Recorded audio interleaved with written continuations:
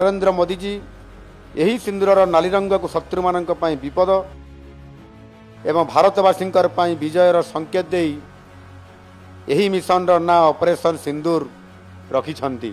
आम जवान मान अद्भुतपूर्व पराक्रम शौर्य मुझे को अशेष अशेष अभिनंदन जनाऊँ।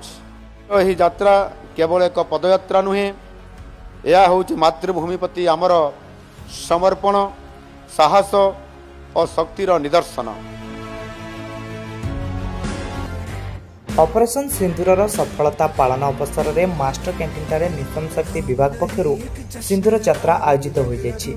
एथिरे माननीय मुख्यमंत्री मोहन चरण माझी मुख्य अतिथि भाव जोगदे कहते ऑपरेशन सिंदूर केवल एक नाम नुहे, यह भारतीय सेनार साहस और नारी सम्मान एक अभिनव समाहार।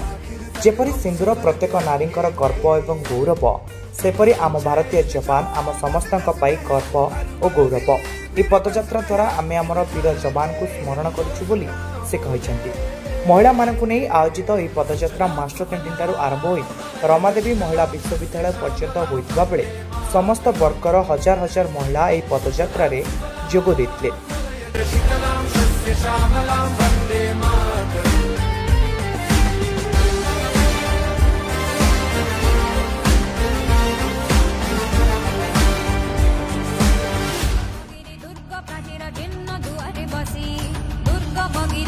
प्राचीर चिन्ह दुआरे बसी डाके तांत्रिक मंत्र साधने जागृत पुरवासी, डाके तांत्रिक मंत्र साधने जागृत पुरवासी। उठ गंगाड़ा छिड़ श्रृंखला मृत गौरव राजी, उठ गत गौरव हृत गौरव मृत गौरव